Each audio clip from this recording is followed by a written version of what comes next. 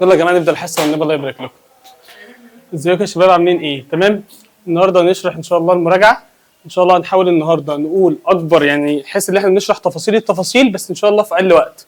وبس حد يفكرني في الاخر مجمع لكم الزيادات اللي موجوده في الكتاب في الورقه بحيث ايه نقولها مع بعض وكل واحد يسجلها عنده. تمام؟ بس طبعا اول جزء اتشال في المنهج اللي هو الايه؟ الدعامه الفسيولوجيه.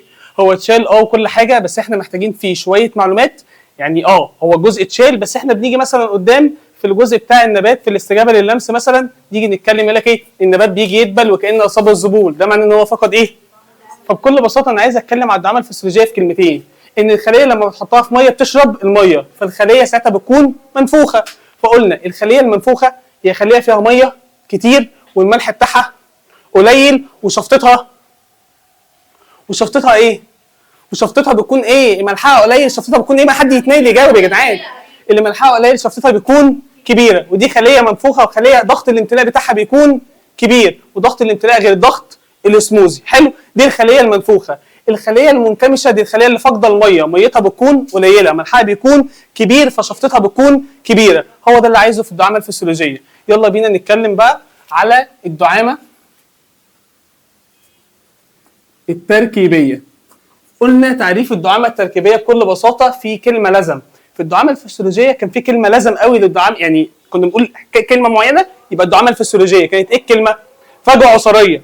كان في فجوه عصاريه فالخليه عندها اسموزيه فبس خلاص فعندها دعامه فسيولوجيه. في فجوه عصاريه في دعامه فسيولوجيه، مفيش فجوه عصاريه مفيش دعامه فسيولوجيه. الدعامه التركيبيه اهم كلمه فيها كلمه ايه؟ كلمه ترسيب. معلش هكمل عشان وقت ضيق او عايزين نخلص بسرعه. ففي الدعامه التركيبيه بيتم ترسيب ليه؟ اكيد مش هرسب ماده سائله، اكيد هرسب ماده صلبه. فهنا يتم ترسيب ماده صلبه. كنا بنرسبها فين؟ على جدار الخليه بهدف كام حاجه؟ كان بهدف حاجه من الثلاثه. في الدعامه التركيبيه كنا بنرسب على جدار الخليه ماده صلبه عشان حاجه من الثلاثه. اول حاجه كان القوه والايه؟ والصلابه، او ان خلايا النبات الخارجيه تحمي الخلايا الداخليه، او ثالث حاجه لمنع فقد مين؟ وكانت اول امثله على الدعامه التركيبيه كانت الخلايا الكولينشيميه. بس قبل ما نتكلم على الكولينشيميه والسكارولينشيميه هي انواع الخلايا في النبات. كانت بارنشيمي وكولينشيمي وسكارولينشيمي. انا عارف ان البارنشيمي ما كانتش تبع الدعامه التركيبيه اصلا، كانت تبع الدعامه بس معلش يلا نرسمها هنا علشان يبقى كل الكلام عندنا منظم وفاهمين كل حاجه ومربطين كل حاجه مع بعض. تمام؟ هي الخلايا البارنشيميه يا جماعه كان اسمها ايه؟ دي الخلايا اللي بيقولوا عليها الايديال بلانت سيل، اللي هي الخليه المثاليه اللي موجوده في النبات. ليه؟ لان الخلايا البارنشيميه هي خليه زي اي خليه نباتيه عاديه.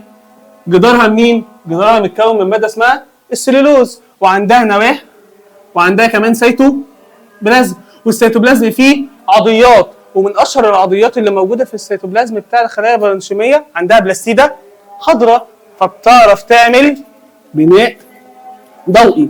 جماعه الخلايا دي جدارها تخين، لا جدارها رفيع. تمام؟ ودي خلايا بتعمل بناء ضوئي. دي خليه عاديه لو حطيت لها ميه هتشرب الميه. يبقى الخلايا البارنشيميه هي خليه عندها دعامه فقط.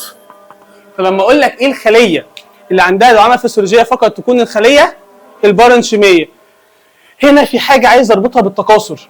يقول لك ايه اول نوع من الدعامه بيعتمد عليها النبات في اول حياته؟ عشان نعرف نجاوب السؤال ده محتاجين نعرف ان الخليه البارنشيميه هي اول خليه بتتكون عند النبات. ده معناه ان النبات بيعتمد على اي دعامه في اول حياته؟ على الدعامه الفسيولوجيه. تمام؟ انا عارف ان هي رتم الكلام سريع بس عشان هي مراجعه، فاللي عطلان في حاجه او عايز يقلل رتم الكلام يقول. تمام؟ بس كده خلصنا الخلايا البارنشيميه. لو تلاحظوا الخلايا دي في بينها ايه؟ مسافه، صح؟ دي اسمها المسافات البينيه او المسافات البين خلويه. ماشي خلاص. شكلها بيكون مدور ولا مستطيل ولا مكعب ولا ايه؟ لا غالبا في اي رسمه بتكون مدوره. دي خليه ميته. غلط، هي خليه عندها نواه يبقى هي خليه حيه. اصلا المفروض ما كنتش اكتب اساسا الخلايا البارنشيميه هنا ان دي تبع الدعامه الفسيولوجيه وانا بتكلم على التركيبيه. فاول خليه معانا في التركيبيه بصوا بقى معانا. انا عندي هنا شويه خلايا والله العظيم هي خلايا بارنشيميه بالظبط. عندها نواه دي خلايا بارنشيميه بس بصوا ده جدارها منين؟ من السليلوز. راحوا مرسبين عليه ايه؟ سليلوز زياده. اكسترا سيلولوز، سيلولوز وعليه سيلولوز، ينفع نفضل نسميها بارنشيميه؟ وما نقول عليها ايه؟ هنقول عليها الخلايا كولنشيميه. فالكولنشيميه دي هي بارنشيميه رسمنا على جدارها سيلولوز. خليه ميته؟ لا، هي خليه حيه. ايه نوع الدعامه اللي موجود في الخلايا الكولنشيميه؟ تقول لي هي جدارها سيلولوز، والسيلولوز لو فاكرين ماده منفذه بتعدي ميه وملح واملاح، فلو الخليه دخل لها ميه هتشربها، يبقى عندها دعامه. ايه ده؟ وطالما في كلمه ترسيب يبقى دعامه. طب يا ترى دعامه تركيبيه؟ ما هو عشان في ترسيب، بس يا ترى بهدف اي حاجه من الثلاثه؟ بهدف اول حاجه. الترسيب هنا مش هدفه منع فقد ميه، الترسيب هنا هدفه قوه وصلابه. وبصراحه في هنا اسقاط وفي كلمه مش مظبوطه وفي ايه كلمه مغلوطه كده. هو بصراحه الخلايا الكولنشيميه هي خلايا فيها، خش يلا لف النار او شوف اي حته تقعدي فيها، تمام؟ الخلايا الكولنشيميه هي بصراحه فيها قوه. ليه فيها قوه؟ ما يا جماعه البيت الضعيف لو انا عايز اقويه كنت برصب عليه طبقه اسمنت، فطالما في ترسيب يبقى فيه قوه. بس بصراحه السليلوز ما بيديش صلابه، هو السليلوز بيدي مرونه. حتى كنا بنقول السنين اللي فاتت ان الخلايا الكولنشيميه دي موجوده في سيقان النباتات العشبيه. مين هو الساق العشبي؟ هو الساق الاخضر الطري اللي فيه فلكسبيليتي، فيه مرونه كده، تمام؟ فاي ساق اخضر فيه مرونه هو فيه خلايا كولنشيميه. ايه نوع الماده اللي موجوده في ساق البقدونس؟ نوع الخليه كولنشيميه، نوع الماده سليلوز، تمام؟ بس الكتاب بتاعنا قايل ان الكولنشيمي بيدي قوه وصلابه، يبقى بيدي قوه وصلابه. في مشاكل في الخليه الكولنشيميه؟ في حد مش فاهم حاجه؟ كده خلصنا الخليه الكولنشيميه. بس بصوا معايا، ايه اللي حصل؟ المسافات البينيه هنا مش موجوده، الخليه دي جدارها رفيع انما ده جدارها تخين، دي النواه موجوده والنواه موجوده، فدي حيه ودي. بس خلي بالك عشان لما بتجيلك في رسومات، لما بتجيلك في رسمه، والله دي خليه حيه فيها نواه، بس هنا كنا بنسمي النواه لو فاكرين هنا موجوده وبنقول عليها وترسم، يعني موجوده وبيرسموها في الرسمه. انما هنا هي موجوده بس ساعات عشان انت بتتلخبط بيروحوا ايه؟ بيروحوا شايلينها. في مشاكل موجوده في الخلايا الكولنشيميه؟ في حاجه صعبه؟ ماشي، خلصنا من الخلايا الكولنشيميه. الخلايا الكولنشيميه معلش موجوده فين؟ موجوده في سيقان النباتات العشبيه اللي هي النباتات الخضراء. خلصنا الخلايا الكولنشيميه. بعد كده عندي خلايا ثانيه، لحظه واحده، دي خلايا عليها سلولوز، ركز عليها، رصبنا عليها سلولوز وما اكتفيناش بالسلولوز، ده احنا رصبنا كمان عليها،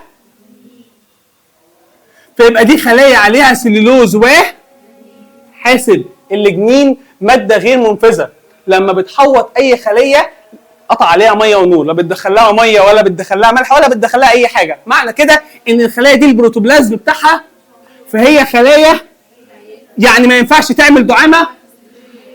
طب وفيها ترسيب يبقى دعامه؟ هدفها ايه؟ طبعا ده الاسكرانشيمي، هي اقوى خلايا اصلا، يبقى هدفها فعلا لو هنا قوه وصلابه بخط صغير فالمفروض تكون دي قوه وصلابه بخط كبير. في مشاكل؟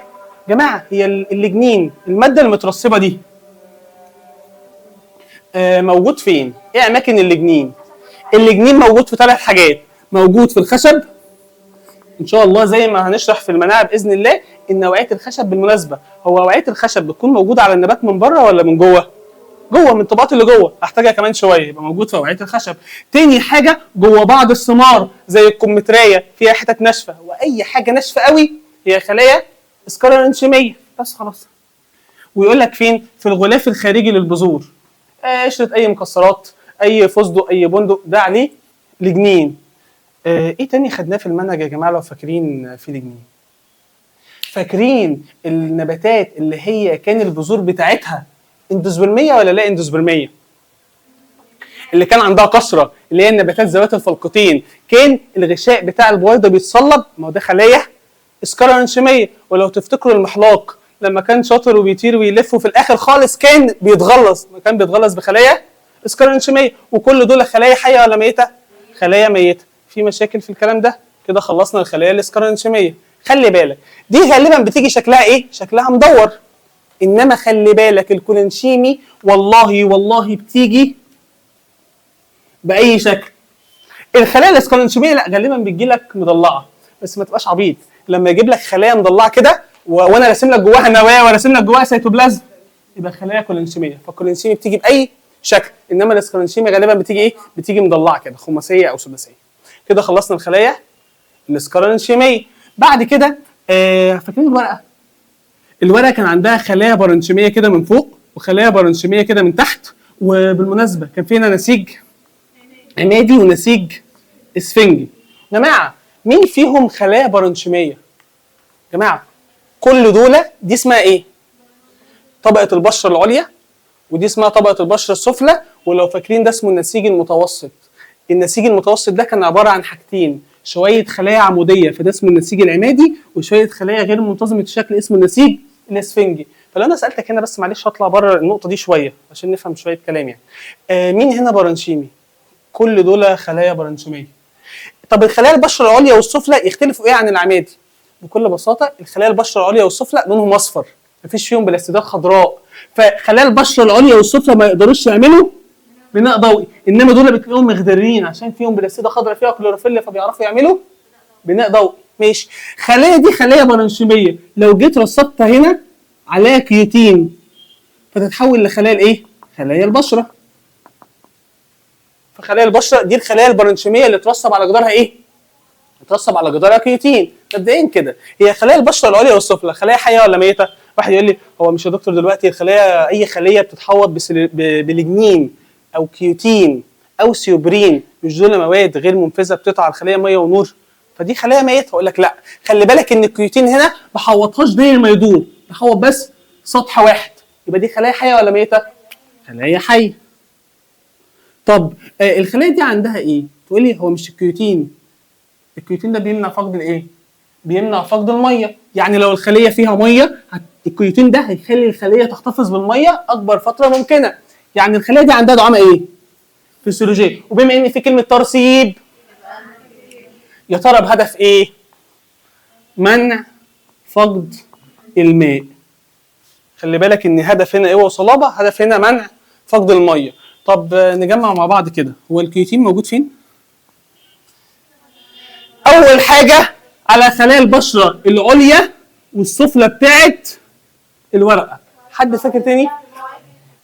فاكرين الساق العشبيه الطريه دي؟ الطبقه الخارجيه بتاعتها هي خلايا بارنشيميه مترسب عليها كيوتين. يعني زي ما في خلايا بشره موجوده في الورقه، في برضه على الساق العشبيه او الخلايا من بره هي خلايا بشره عليها كيوتين. يبقى اول حاجه البشره العليا والسفلى للورقه. تاني حاجه بشره الساق الخشبيه. غلط، بشره الساق.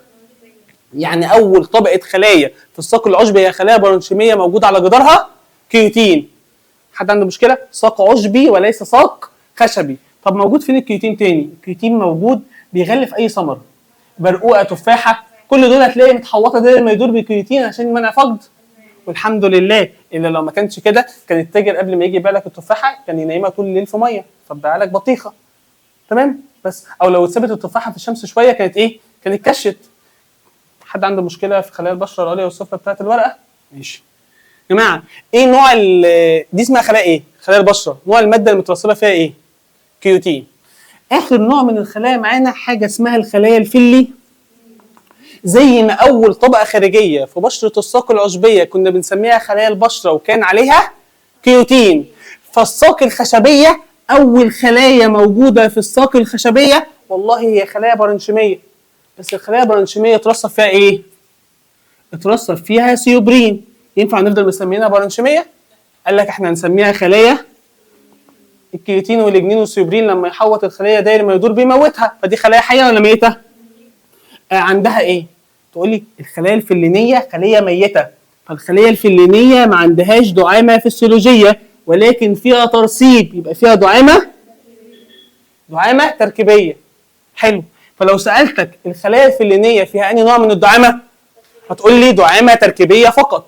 ولكن لو انا سالتك وقلت لك السيوبرين بيدي انهي نوع من الدعامه؟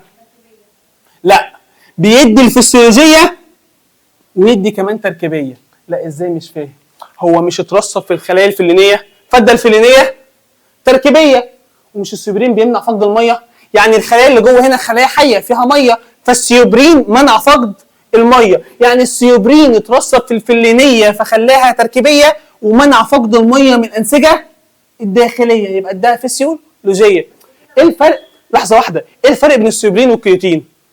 على فكره الكيوتين ادى الخلايا البشره منع فقد الميه بتاعتها فاداها فسيولوجيه وترسب عليها فاداها برضه هي نفس الخليه اداها تركيبيه.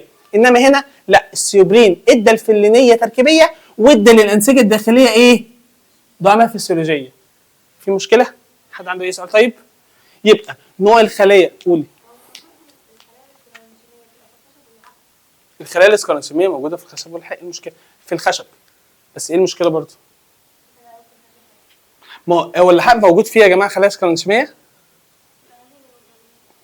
اللحاف ما فيش فيه خلايا اسكرانسيميه، كان فين؟ ده كان خلايا برانشيميه فوق بعضها، وبعد كده موتنا شلنا النواه وسيبنا السيتوبلازم، وبعد كده شلنا الجدار العرضي وخرمناه، ما رصدناش عليها لجنين، وكان في جنبها خلايا مرافقه، دي خلايا حيه ما فيش عليها لجنين. في اي مشاكل في الكلام ده؟ انا خلصت الكلام عن الخلايا الايه؟ الخلايا الفلينيه. لو تلاحظوا يا جماعه الخليه البرانشيميه طالعه بكذا شكل.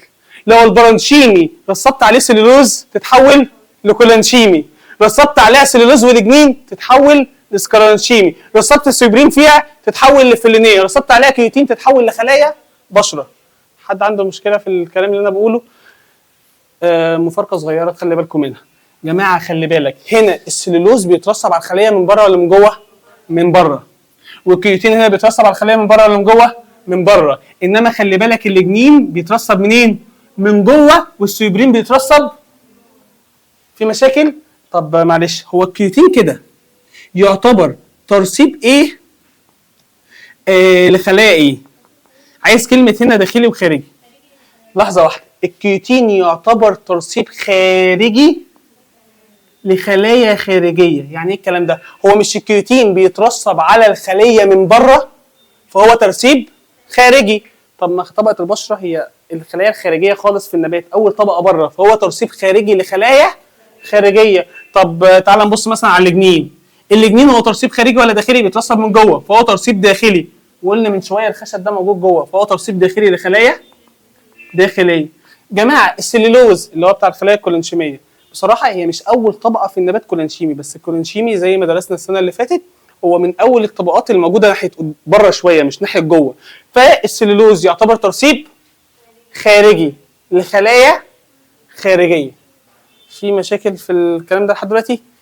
لو انا قلت لكم الفول ايه نوع الماده اللي موجوده المترسبه في الفول؟ تقول لي الفول ده نبات عشبي ولا نبات خشبي؟ ساقه عشبيه ولا ساقه خشبيه؟ يقول لك لا ده نبات عشبي. تقول لي لو انت تقصد ورقته فورقته عليها كيوتين، ولو انت تقصد ساقه العشبي فساقه برضه عليه كيوتين. انما لو قلت لك البرتقال والبرتقال ده شجره فتقول لي لو انت تقصد الورق بتاعه فورقه عليه كيوتين، انما الساق بتاعه سيبرين لان فيه خلايا فلينيه. خلصت؟ انا مالي بالثمار دلوقتي؟ ما اي ثمره متحوطه بايه؟ قلنا اي ثمره متحوطه بكيوتين لمنع فقد الميه. في مشاكل لحد دلوقتي؟ ايه المواد اللي خدتها على السبوره هنا وقلنا عليها منع فقد الميه؟ ادت دعامه تركيبيه بهدف منع فقد الميه. في مشاكل؟ خلصنا كده الجزئيه دي، بس في حاجه في الدعامه التركيبيه عايز اقول لك عليها واقارن لك بينها وبين الفسيولوجيه. دي دعامه مؤقته ولا دايمه؟ الدعامه الفسيولوجيه كانت دعامه مؤقته، تديني ميه تنفخ تشيل مني الميه كشف، انما دي دعامه. الدعامه الفسيولوجيه كانت بتتناول جزء من اجزاء الخليه. غلط، الدعامه الفسيولوجيه كانت بتتناول كل الخليه. ده كانت الميه بتخش للفجوه، الفجوه تزق البروتوبلازم، البروتوبلازم يزق الجدار. انا اتكلمت على كل حاجه في الخليه. انما هنا لا، تم ترسيب ماده صلبه على مين؟ على يا اما جدار الخليه ككل او جزء من الجدار. يعني في الاول وفي الاخر انا جبت سيره مين؟ سيره الجدار بس. فهي هنا كليه انما هنا لا، جزئيه. فحتى ساعات بيسموا الفسيولوجيه دعامه كليه. كل ده موجود في الملزمه، ما تكتبش حاجه. وده ايه؟ ده دعامه ايه؟ دعامه جزئيه. هنا الميه وبتاع ده شغل معامل، فهنا خاصيه فيزيائيه. انما الترسيب وشحنات وبتاع فهي خاصيه كيميائيه. ايه ده؟ يعني مش مين فيهم خاصيه حيويه؟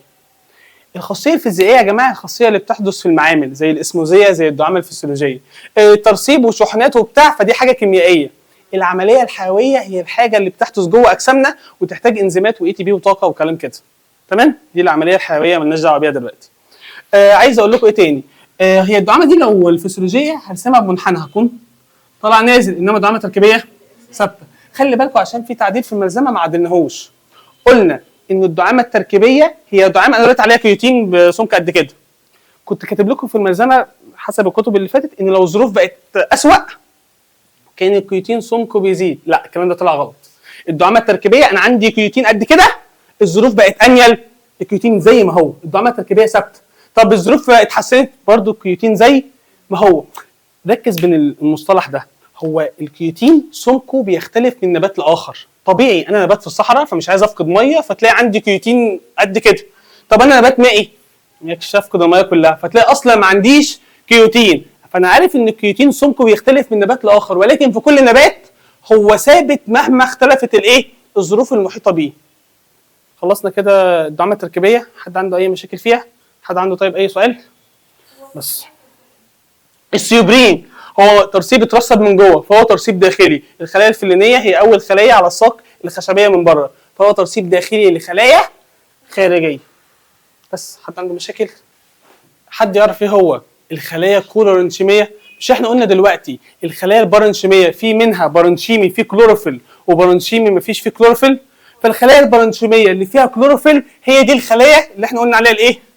الكلورنشيميه. يعني نقدر نقول كده مبدا ان كل البارنشيمي مش كلورنشيمي وكل الكلورنشيمي بارنشيمي. كده خلصنا دعامه في النبات. يلا بينا نتكلم على دعامه في مين؟ اللي هي تتمثل في حاجه اسمها الجهاز. ضحكوا علينا وفكرونا ان الجهاز الهيكلي ده ما هو الا شويه عظم اللي هو هيكل عظمي. قلنا له لا، الجهاز الهيكلي هو هيكل عظمي مكون من ضمن المكونات بتاعته. احنا قلنا ما ينفعش عظمه تفضل تحك في عظمه، ما ينفعش الكلام ده. ليه؟ لو فاكرين ان العظمه كان السطح بتاعها خشن، فمع اي حركه عظم في عظم كان يبقى فيه وجع. تاني حاجه العظم كان فيه اوعيه دمويه، فلو كان العظمايه بتحك في العظمايه كان ممكن وعاء دموي يتقطع ويحدث نزيف. وثالث حاجه قلنا العظم فيه اعصاب، فلو كانت العظمايه بتحك في العظمايه كان نلاقي وجع. فالحمد لله ان كل عظمايه وعظمايه بتتمفصل مع بعض كان عليها حته قرقوشه اللي هي اسمها الغضاريف. وقلنا موضع التقاء عظمتين مع بعض اسمه مفصل، يبقى مفاصل. وقلنا العظمايه ماسكه في العظمايه بايه؟ باربطه. وهنتكلم على حاجه كمان اسمها الاوتار. كل مكونات الجهاز الهيكلي تبع اي نسيج؟ طلائي ولا ضام ولا عصبي ولا عضلي؟ قلنا العصب نسيج عصبي والعضله نسيج عضلي والجلد الطبقه الخارجيه بتاعتنا طلائي. اي حاجه ثانيه ضام. يعني كل دول ضام. ولو تفتكروا كل دول ضام، والضام كان عندي كذا انواع. كان عندي ضام هيكلي اللي هو العظم والغضاريف، وكان عندي حاجه اسمها ضام وعائي اللي هي بيمشي في الاوعيه الدمويه اللي هو الدم والليمف. وكان عندي ضام ليفي شبه الالياف اللي هي الاربطه كلام ريتم سريع. احنا فاهمين؟ حد عنده اي مشاكل؟ الجهاز الهيكلي ده كان عباره عن كام عظمه؟ 206 عظمه. كان لكل الشخص البالغ وكان لكل عظمه شكل وحجم بيناسب الوظيفه اللي بتقوم بيها. يعني مثلا عظميه زي العضد اكيد عشان ايدي بمد واشب وبتاع فتلاقي عظميه طويله. حاجه زي الجمجمه بتحمي جواها المخ فعشان كده تلاقيها مدوره. تمام. فهي من 206 عظمه ولكل عظم شكل وحجم يناسب الوظيفه اللي بتقوم بيها. كنا بنقسم الجهاز الهيكلي لايه؟ فين ورق الجهاز الهيكلي؟ نوريني الورقه دي. كان عندي هيكل الموجود في النص كان الجمجمه والعمود الفقري والقفص الصدري. ده كنا بنسميه الهيكل الايه؟ الهيكل المحوري. وكان عندي ده مين؟ ده اسمه الطرف الايه؟ الطرف العلوي. وده اسمه الطرف السفلي. فكان ده تبع انهي هيكل؟ الهيكل الطرفي. تاني، فالمحوري كان عباره عن 3 حاجات: جمجمه، قفص صدري، عمود فقري. والطرفي كان عباره عن طرفان علويان وطرفان. جماعه هو العمود الفقري ده قافش في الطرف العلوي ده عن طريق مين؟ العظمتين اللي هنا اللي هو الترقوه ولوح الكتف. فده كنا بنسميه الحزام الايه؟ الحزام الصدري. يبقى الطرفان العلويان والحزامان الصدريان. قلنا ليه سمينا الحزام الصدري حزام؟ ما عشان الحزام بيعمل ايه؟ بيربط او بيجسم حاجتين على بعض. هو اللي مقفش جسمنا فين؟ في البنطلون مثلا. فمين اللي موصل العمود الفقري بالطرف العلوي؟ الحزام الصدري. وده العمود الفقري واصل بالطرفان السفليين عن طريق عظام مين؟ او الحزام الايه؟ الحزام الحوضي. في مشاكل في الكلام ده؟ كلهم 206. المحوري كان كام؟ الطرفي كان كام؟ المحوري هنعرف دلوقتي ليه الطرفي. قلنا كل طرف 30 30 و30 60 و30 و30 120. يبقى الأحزمة ليها كام؟ ليها 6. تمام؟ يلا نبدأ مع أول حاجة تبع الهيكل المحوري معانا وهو العمود الفقري. جماعة الثلاثة دول تبع الهيكل المحوري، ولكن مين فيهم محور المحور؟ العمود الفقري. فيقول لك ليه العمود الفقري يعتبر محور الهيكل العظمي؟ لأنه بكل بساطة يتصل الطرف العلوي بمين؟ بالجمجمة، ويتصل بيه من تحت الطرفين السفليين عن طريق الحزام الايه؟ الحزام الحوضي. وفي منطقة الصدر العمود الفقري ده كان بيقفش في مين؟ كان بيقفش في الطرفان العلويين عن طريق الحزامين الصدريان. كما ان كمان العمود الفقري في منطقة الصدر كان بيقفش في مين؟ في القفص الصدري. تمام؟ العمود الفقري ده كان عبارة عن كام فقرة؟ ولكن هو عبارة عن كام عظمة؟ انا بحس ان الكلام اللي الانشا اللي عارفينه ولا حافظينه بقوله بسرعه عشان اسيب وقت احسن للتريكات او الحاجات الزياده بس مش اكتر. فانا عندي 33 فقره متقسمين في شكل 26 عظمه. جم منين؟ هي الفقرات عندي في فقرات ليها علاقه او ريليتد اكتر لمنطقه العنق فسموها فقرات. بعد كده ليها علاقه بمنطقه الصدر. في الكتاب الجديد قايل لك على الصدريه ظهريه والظهريه صدريه. تمام. والفقرات اللي تحت الظهريه والصدريه قطنيه. وبعد كده العجزيه. بعد كده العصاصيه. عددهم كام؟ كان 7 12 5 5 4. من كام لكام؟ ده من 1 لايه؟ من 1 ل7. انما ده من 8 ل 19، من 20 ل 24، من 25 ل 29، من 30 ل 3. جماعه انا كل ما بنزل تحت لحد القطنيه هنا كل ما الحجم كان. ليه؟ عشان الحمل كان بيزيد. فكل ما الحمل يزيد حجم الفقره يزيد. بروح الجيم اشيل حديد عشان حجم العضله يكبر. ولكن هنا كل ما بنزل في العجزيه والعصاصيه كل ما الحجم. اشمعنى؟ هو انا قولي. لا مش حكايه خالص. هو انا كل ما بنزل هنا كل ما الحجم كان بيقل علشان حضرتك هنا انا نازل. ده عمود فقري. تمام؟ ودي اخر واحده قطنيه. واللي بعد كده كان مين دول؟ دول العجزيه. واخر حته فيها مين؟ العصاصيه. ما تنساش ان هنا كان فيه الحزام الحوضي. فانا هنا كانت القطنيه شايله حمل كل اللي فوقها عشان كده حجمها كان كبير. ولكن مجرد ما الحمل يروح للعجزيه كان هنا الحمل بينزل شويه هنا وشويه يروحوا للفرده دي وشويه يروحوا للفرده دي. ده يسمع في الطرف السفلي وده يسمع في الطرف السفلي. فالحمل هنا كان بيتوزع عشان كده تلاقي حجم العجزيه والعصاصيه ما كانش كبير. جماعه هي الواحده اكبر ولا السبعه؟ السبعه. السبعه اكبر ولا الثامنه؟ اكيد الثامنه. ال 18 ولا 19؟ ال 19. ال 20 ولا 22؟ 22 ولا 24؟ امسك. مين هي اكبر فقره حجما؟ مين هي اصغر فقره حجما؟ هنا. ال 25 اكبر ولا 26؟ لا ال 25 اكبر. ال 25 ولا 26؟ 26. ال 26 ولا 29؟ يلا اقف بقى بعيد. اقف بقى بعيد والنبي عايز اشرح. والنبي عايز اشرح. لا انت قلت لي هتصور معايا. خلاص اقف يا حبيبي. انت مبسوط كده؟ مبسوط كده؟ ماشي يلا نكمل. طب ال 30 اكبر ولا ال 31؟ 32 ولا 33؟ ايه ده؟ اقفش. مين هي اصغر فقره حجما؟ جماعه مين هي اكبر عظمه؟ اكبر عظمه هي العجزيه. جه منين الكلام ده؟ جماعه هنا 7 فقرات. العنقيه والظهريه والقطنيه الفقرات بتاعتها متمفصله ولا ملتحمه؟ متمفصله. يعني ايه متمفصله؟ يعني كل فقره مفصوله عن بعض وفي بينها قرص غضروفي. انما هنا العجزيه عددهم كام؟ 5. ولكن هم عاملين كده. هو فعلا 5 فقرات ولكن كلهم على بعض كام عظمه؟ واحده. والعصاصيه نفس الكلام. فبالتالي لما اقول لك مين اكبر فقره هتقول لي ال4. تمام؟ رتم الكلام تمام؟ طب لما اقول لك مين هي اكبر عظمه؟ العجزيه. في مشاكل؟ ماشي. دايما لما يقول لك بتشيل حمل بتروح الجيم مش عارف ايه دايما بيلمح على انهي فقره هتتاثر؟ الفقره القطنيه.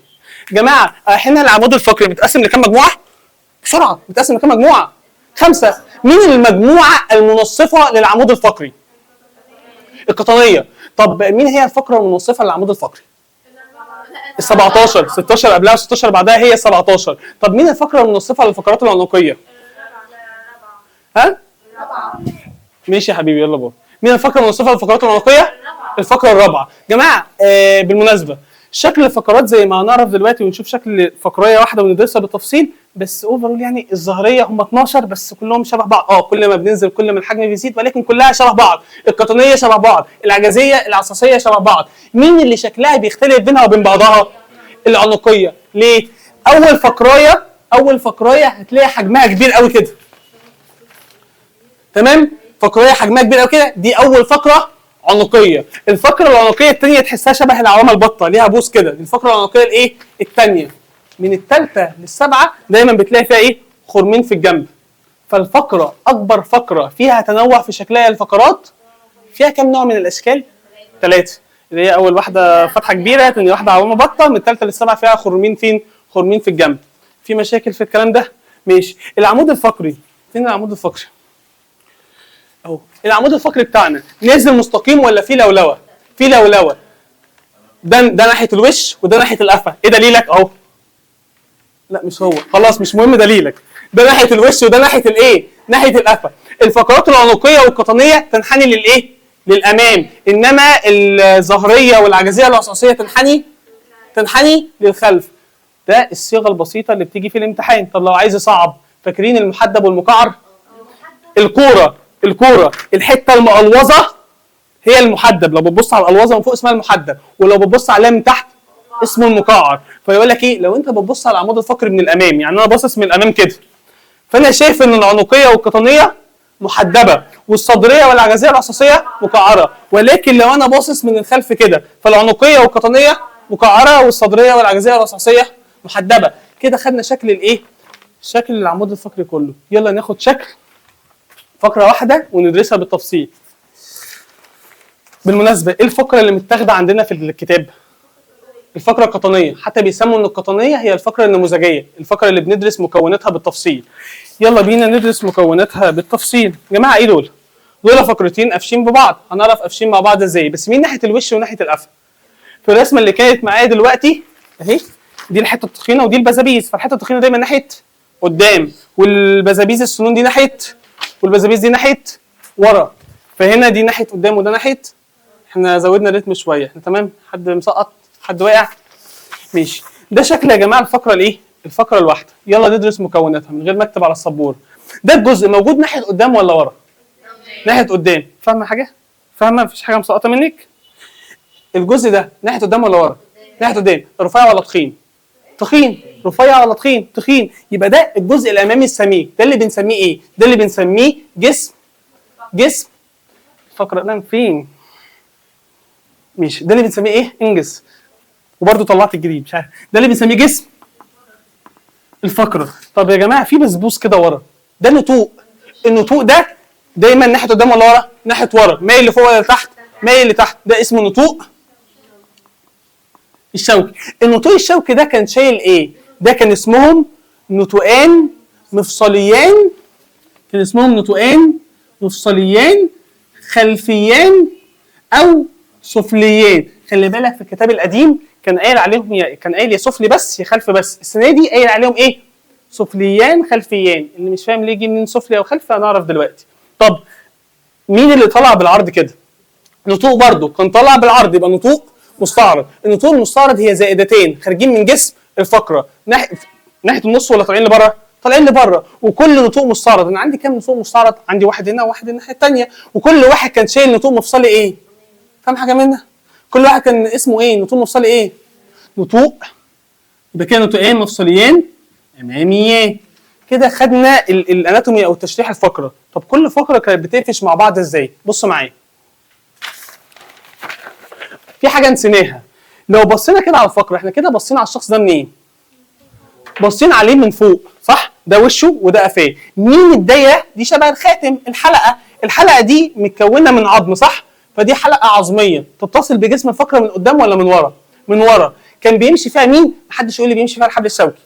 لا، كان بيمشي فيها القناه العصبيه. القناه العصبيه دي هي اللي بيمتد داخلها مين؟ الحبل الشوكي. عشان كده بنسمي الحلقه دي بنقول عليها حلقه شوكيه او الحلقه عصبيه، نسبه ان اللي بيمشي فيها اسمها القناه العصبيه، والقناه العصبيه ماشي بداخله مين؟ ماشي بداخله الحبل الشوكي. ركز، هو مين اللي شايل النتوء الشوكي؟ ركز في مبني المعلوم والمجهول ده. مين اللي شايل النتوء الشوكي؟ الحلقه الشوكيه. يبقى يلا، مين الذي يحمل النتوء الشوكي؟ طب النتوء الشوكي يحمل نتوءان مفصليان خلفيان او سفليان. طب النتوءان المفصليان الخلفيان او السفليان يحملوا بواسطه النتوء الشوكي، صح؟ طب النتوء الشوكي يحمل بواسطه الحلقه الشوكيه. طب النتوء المستعرض شايل نتوءان مفصليان اماميين. طب النتوءان المفصليان الاماميين يحملوا بواسطه ايه؟ فاهمه ولا مش فاهمه؟ تاني، هو مين اللي شايل النتوء الشوكي؟ الحلقه الشوكيه. فلو قلت لك مين الذي يحمل النتوء الشوكي؟ الحلقه الشوكيه. طب النتوء الشوكي ده بقى شايل ايه؟ شايل نتوءان مفصليان خلفيان. احنا قلنا النتوء الشوكي شايل مين؟ شايل نتوءان مفصليان خلفيان. طب الحلقه الشوكيه تاني شايله مين؟ شايله النتوء الشوكي. طب النتوء الشوكي يحمل بواسطه مين؟ هو بس شغل الهجص بتاع مبني المعلوم والمجهول ده. في حاجه صعبه؟ طب ازاي الفقرتين بيقفشوا في بعض؟ لو تلاحظ انا فقره اهو، النتوءان المفصليان الاماميان بتوعها بيقفشوا في النتوءان المفصليان الخلفيان بتوع اللي فوق، والنتوء المفصلي الخلفي بتاعه الفقره دي بتقفش في النتوء المفصلي الامامي بتاع اللي تحت. اللي مش فاهم، انا اهو واقف فوقيه واحد وانا تحتيه واحد، ايدي ده النتوء المفصلي الايه؟ العلوي او الامامي، ورجلي النتوء المفصلي الخلفي او السفلي. فالنتوءان المفصليان الاماميان او العلويين قافشين في النتوءان المفصليان الخلفيان او السفليان بتاعه الفقره اللي فوقي. اللي فوقي دي اللي هي قبلي ولا بعدي؟ لا قبلي، لان لو دي 21 فانا 22. طب رجلي ماسكه في ايدي اللي تحتي، يبقى النتوءان المفصليان الخلفيان بتوعي قافشين في النتوءان المفصليان الاماميان بتاعه الفقره التي تلي. يا جماعه هي الفقره الواحده فيها كام نتوء؟ فيها كام نتوء؟ الفقره الواحده فيها كام نتوء؟ فيها 7. طب الفقره الواحده فيها كام زوج في كام زوج؟ في 3. النتوء المستعرض ادي اول زوج 2، النتوء المفصليان الاماميين ادي ثاني زوج، النتوء المفصليان الخلفيان ادي ثالث زوج. يا جماعه ايه هو الجذع؟ الجذع هي منطقه الصدر والبطن والحوض. طب هو الجذع ده حد يعرف يحسب لي الفقرات اللي فيه؟ ما هو صدر وبطن وحوض، يبقى الصدر 12، بطن 5، حوض يبقى 5 عجزيه و4 عصاصيه. اجمع وشوف هيطلعوا كام فقره. ولكن لو انا قلت لك عدد الفقرات المتمفصله في منطقه الجذع، لا تحسب لي الصدريه والقطنيه بس اللي هي 12 و5 يبقوا 17. خلي بالك عشان في نقطه مهمه قوي في وظائف العمود الفقري. ايه هي اهميه العمود الفقري؟ 3. يقول لك ايه؟ يعمل كدعامه رئيسيه للجسم، مش احنا عارفين. تاني حاجه يحمل حبل، عارفين يحمل حبل شوكي. ثالث حاجه بقى يقول لك ايه؟ العمود الفقري يساعد في حركه الراس والجزء العلوي منين؟ من الجسم. ده معناه بشكل ضمني انه ما بيحركش مين؟ الجزء السفلي. طب ليه الجزء اللي فوق بس اللي بيتحرك؟ عشان الفقرات فيه متمفصله، فكل ما التمفصل زاد كل ما كان فيه سهوله فين؟ سهوله في الحركه. انما الجزء التحتاني العجزيه والعصاصيه ايه؟ ملتحمين، فانا مش محتاج احرك وسطي من تحت مثلا. في اي مشاكل هنا؟ ماشي. لو انا قلت لك النتوءان المفصليان الاماميان بتوع الفقره 21 قافشين في مين؟ في النتوءان المفصليان الخلفيان بتاعه الفقره 20، والنتوءان المفصليان الخلفيان بتاعه 21 النتوء المفصلي الامامي بتاعه 22. يا جماعه هي الفقره رقم 22 نوعها ايه؟ رقم 22 نوعها ايه؟ نوعها قطنيه. الفقره دي ركز ركز ركز، بتلمس كام عظمه؟ بتلمس كام عظمه؟ 2 اللي فوقها واللي تحتها، يبقى بتلمس عظمتين. السؤال الاصعب، بتلمسهم في كام نقطه؟ او بيقولوا عليها كام نقطه تمفصل؟ او بيقولوا عليها كام مفصل؟ يعني ايه الكلام ده؟ انا دلوقتي لامس الورقه صح؟ فالورقه دي لامسه كام شخص؟ لامسه واحد. ايوه، لمسني في كام نقطه؟ او انا قصدي اللي لامسها في كام نقطه؟ انا اهو عظمه. فتقولي لي انت لامس في كام عظمه؟ اقول لك انا لامس في واحده. ايوه، لامسها في كام نقطه؟ كده انا لامس الواحده في نقطه. طب كده انا لامس واحده بس في كام نقطه؟ يبقى الفقره رقم 22 مثلا قفشه في اللي فوقها واللي تحتها. ايوه، قفشاهم في كام نقطه؟ 6. النتوءان المفصليان الاماميان لامسه فوق، والنتوءان المفصليان الخلفيان ادي كده كام؟ 4. وما تنساش ان جسم لامس جسم اللي فوق وجسم اللي تحت، فكده كام نقطه؟ كده 6 نقط. في مشاكل؟ ولا كده 6 جسم، انا جسم لامس فوق نقطه ولامس تحت نقطه. طب ما كده 2 و4 كده كام؟ ضلع مين؟ هي القطنيه بيقفش فيها ضلوع؟ هي مش الضلوع بتقفش في الصدريه. عشان كده انا قلت لكم الفقره رقم 22 لما اجي ناحيه الصدريه اقولها لكم عليها دلوقتي. في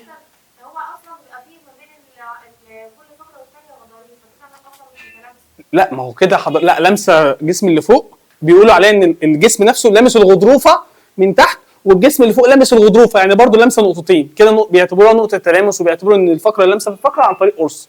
فكده يبقوا كام؟ كده يبقوا 6. في اي مشاكل لحد دلوقتي في العمود الفقري؟ نقول كده خلصنا مثلا العمود الفقري. في حاجه تاني؟ في حاجه ما اتقالتش فيه؟ النتوءات الكلام ده كله قافشين مع بعض ازاي؟ ما اعتقدش كده كل العمود الفقري اتقال. كده خلصنا من اول واحد. العمود الفقري كام عظمه بس معلش؟ 26 عظمه. طب كم عظمه في منطقه الجذع؟ لحظه صدر وبطن وحوض. يلا منطقه البطن فيها كم قطنيه؟ 5. منطقه الحوض كان عباره عن كم عظمه؟ واحده عجزيه وواحده عصعصيه، فردة حزام حوض يمين وفردة حزام حوض شمال. كده 4. تمام؟ طب منطقه الصدر كان القفص الصدري زي ما هنعرف دلوقتي عباره عن كم عظمه؟ 37. هنعرف جم منين القفص الصدري دلوقتي. وساعات في بعض الكتب بيحسبوا الحزامان الصدريان تركوه ولحكته فات 4 تجمعيهم تقريبا هيطلعوا 50 يا اما 51 حاجه كده. كده خلصت العمود الفقري. هنتكلم بعد كده على القفص الصدري. بصوا يا جماعه يقول لك القفص الصدري ده من غير ما اكتب على السبوره هو علبه مخروطيه الشكل، من فوق ضيقه ومن تحت ماشي. فين من فوق ضيقه اهو؟ من فوق ضيقه ومن تحت واسعه. ايه هي اول فقره في اول عظمه قصدي في القفص الصدري؟ العظميه دي كانوا بيسموها ايه؟ خلي بالك ان هو سمينا في كتاب الجديد عظمه الصدر في كتاب اللغات اللي هي بريست بون. فعظمه الصدر هي عظمه القص. عظمه القص هي عظمه ايه؟ مفلطحه صح؟ عريضه مدببه من اسفل، جزءها السفلي غضروفي، يعني كلها عظم والجزء اللي تحت غضروف. ايه ده جمع معايا كده من باب المناعه. ايه هي العظام المفلطحه الفلات اللي عندي في المنهج؟ قلنا ساعتها هيكل محوري واحزمه، يعني الاحزمه والهيكل المحوري اللي هو اي حاجه في الجمجمه والقفص الصدري والعمود الفقري، كل دول عظام مفلطحه. تمام؟ ماشي. دي اول عظمايه. جماعه مين دول؟ الضلوع. طب الضلوع دول كام عندي كام ضلع؟ 12 زوج من الضلوع اللي هو 12 زوج. في كام زوج لامس القص؟ 10 ازواج لامسين القص. في كام زوج مش لامسين القص عشان قصيرين؟ اللي هم انهي زوج؟ الزوج ال11 والزوج ال12 كنا بنسميهم الضلوع الايه؟ الضلوع العائمه. كده القص لامسها كام ضلع؟ 10 ازواج اللي هم كام يعني؟ 20. تمام؟ واثنين عايمين. طب اللي لامس كام؟ 10 ازواج. قلنا في منهم كام ضلوع حقيقيه؟ 7. وفي كام ضلوع كدابه؟ 3. ال10 لامسين، ولكن لو بصيت على اول 7 1 2 3 4 5 6 7 كلهم لامسين القص مباشر. انما بص الثامن والتاسع والعاشر، الثامن لامس السابع اللي رايح للقص، التاسع لامس في الثامن اللي لامس في السابع اللي رايح للقص، العاشر لامس في التاسع لامس في الثامن لامس في السابع اللي رايح للقص. فهو اسمه لامس ولكن لامس بشكل غير.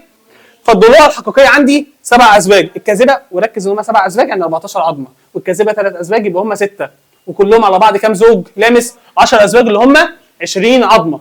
ده بالنسبه للضلوع لامسه من قدام القص. كلهم لامسين من ورا مين؟ الفقرات الصدريه. هم 12 زوج من الضلوع لامسين ورا 12 فقره. اهو كل ضلع لامس الفقره من ورا. خلي بالك الضلع من قدام بيلمس في القص هنا مثلا، ومن ورا بيلمس فين؟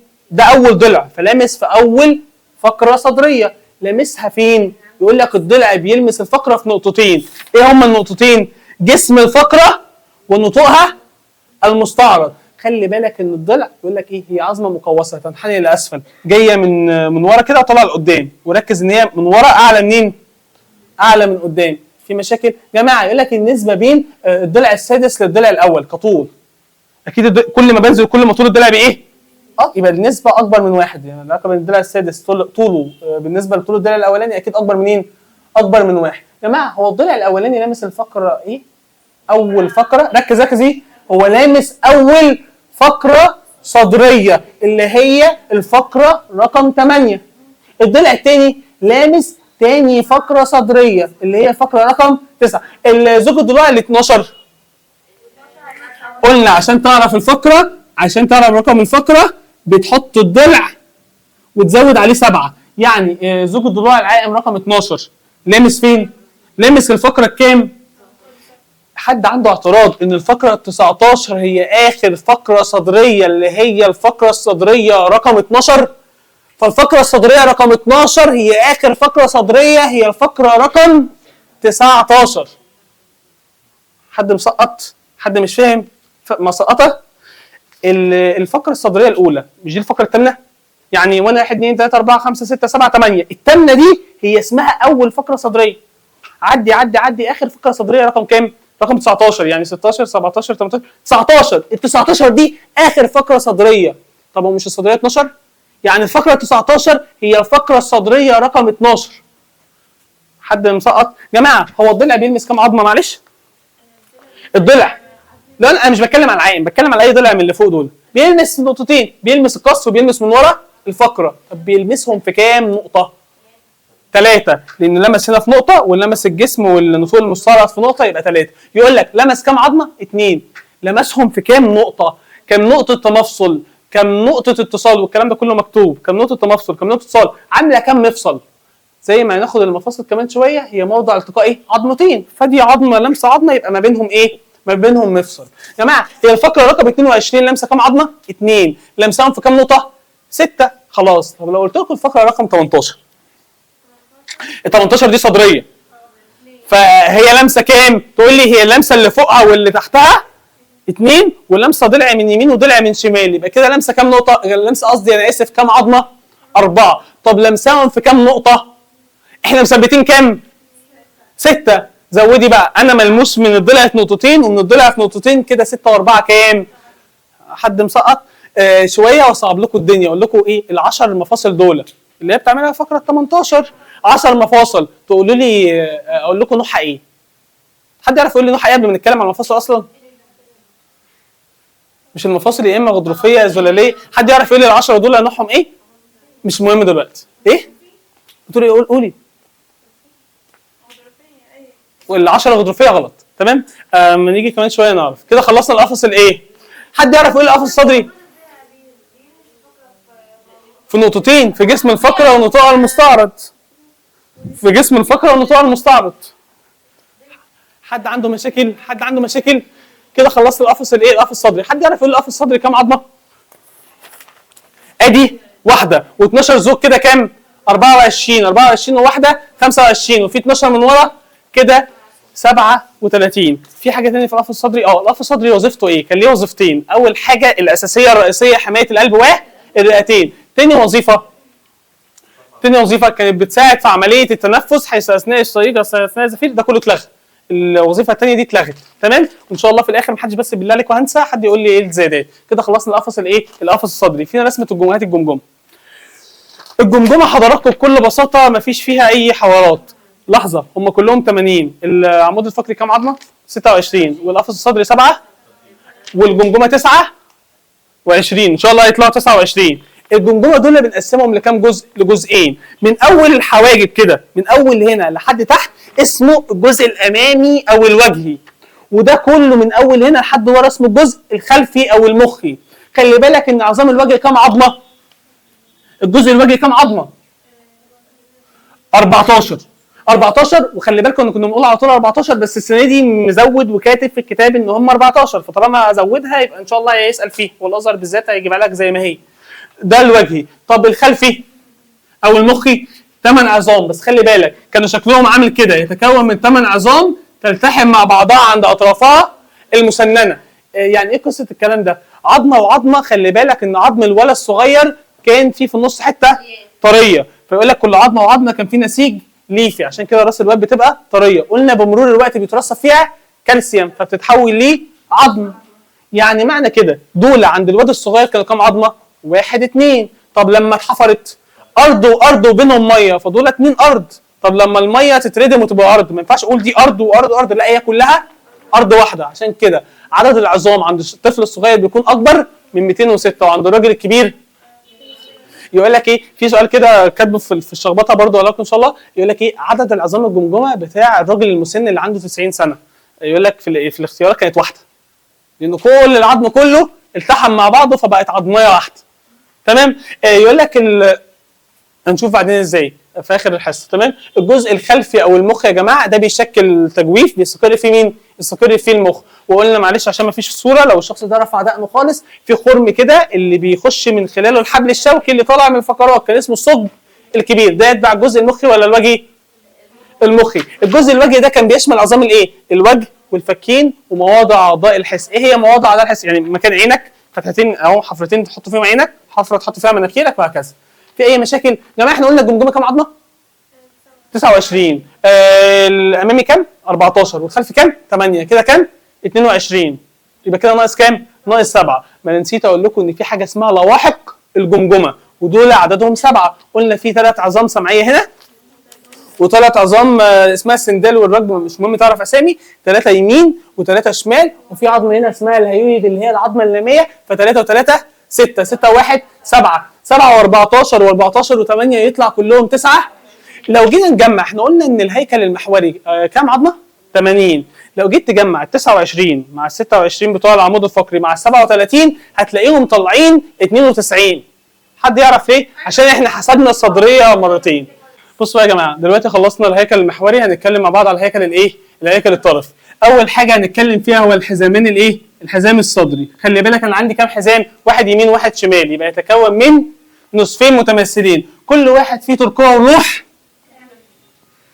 ولوح كتف. خلي بالك مين العظميه اللي ناحيه قدام؟ فين الورقه اللي كانت فيه دي؟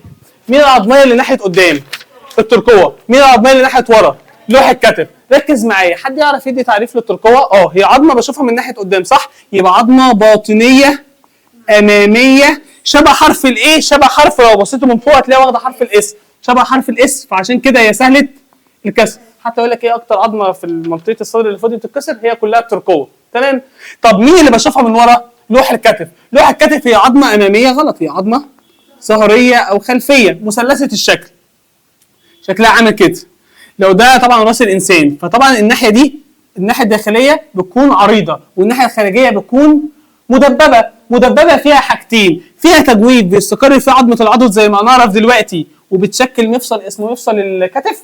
وفي هنا نتوء، النتوء ده اللي بيقفش فيه مين؟ اللي بيقفش فيه العظميه اللي شبه حرف الاس، اللي شبه الترقوه. خلي بالك عشان في كذا حاجه ما قلناهاش في القفص الصدري. لو تلاحظ ان الترقوه طرفها الداخلي قافش في القصر، وطرفها الخارجي قافش في النتوء بتاع الجزء الخارجي بتاع لوح الكتف. ومن هنا اسالك، لو قلت لك القص لامسها كام عظمه؟ تقول لي لامسها الضلوع 10 ازواج، يبقى كده 20 عظمه، زائد الترقوه يمين وشمال كده 22. ولكن لو انا قلت لك عدد عظام الهيكل المحوري التي تتصل بالقفص الصدري هيكون هو ايه؟ 20 ضلع. ولكن لو قلت لك عدد عظام الهيكل الطرفي التي تتصل بالقفص الصدري مفيش غير 2 ترقوه. حلو. هنا الترقوه اللي قافش فيها كام عظمه؟ 10 ازواج من الضلوع كده 20، وترقوه يمين وشمال كده 22. طب لو انا قلت لك بقى عدد عظام اللي من الهيكل المحوري اللي بتلمس القصر، لا الضلوع بس يبقى 20. طب من الطرف بس، لا يبقى 2 اللي هم الايه؟ هم الترقوه. في مشاكل؟ خلي بالك من اكتر الحاجات اللي بيجي يقول لك قول لي يمين وشمال هي لوح الكتف. زي ما انت شايف كده، لوح الكتف تعرف منين ان المنظر ده امامي ولا خلفي؟ لوح الكتف طالما فلات كده وفاضيه يبقى امامي. طب لو لقيت فيها بروز عامل كده يبقى خلفي. طب ماشي. تاني، لو انا عايز اعرف لوح الكتف، انت باصص على الشخص ده منظر من قدام ولا من ورا؟ ويا ترى لو من قدام مثلا يمين ولا شمال؟ صح، انت محتاج تعرف امامي ولا خلفي. لا مش الترقوه، هشيل لك الترقوه، يعني تغرق في شبر ميه دلوقتي، هشيل لك الترقوه مش هتعرفي. فانا عشان اعرف اولا في لوح الكتف المنظر ده امامي ولا خلفي، شوف لو لقيت لوح الكتف فلات كده من غير البتاع الاسود ده يبقى امامي، طب لقيت فيها بروز كده يبقى خلفي. بص كده لوح الكتف هنا ايه؟ هنا فلات خالص، صح، يبقى ده منظر امامي. يمين ولا شمال؟ خدها على عدلتها، خلاص ده منظر امامي. طب ينفع تكون يمين ولا شمال؟ هي دراعه لبره، فلازم يكون ده يمين مش شمال. احنا بنقول على اللي قدامنا، على جسم اللي قدامنا مش على نفسنا. طب بص كده، بص على الرسمه دي، المنظر ده امامي ولا خلفي؟ في بروز يبقى المنظر ده خلفي، يبقى الشخص ده واقف كده. دي تنفع تكون كده ولا تكون كده؟ لا، دراع لبره، يبقى ده خلفي. ايمن ولا ايسر؟ شمال، ايدي اللي باكل بيها اهي. تمام، احنا بنحدد على حسب اللي قدامنا، حسب اللي قدامنا مش على حسب نفسنا. تايه؟ حد عايز اشرح له تاني؟ كده خلصنا الحزام الايه؟ الحزام الصدري. الحزام الصدري الواحد، نعم.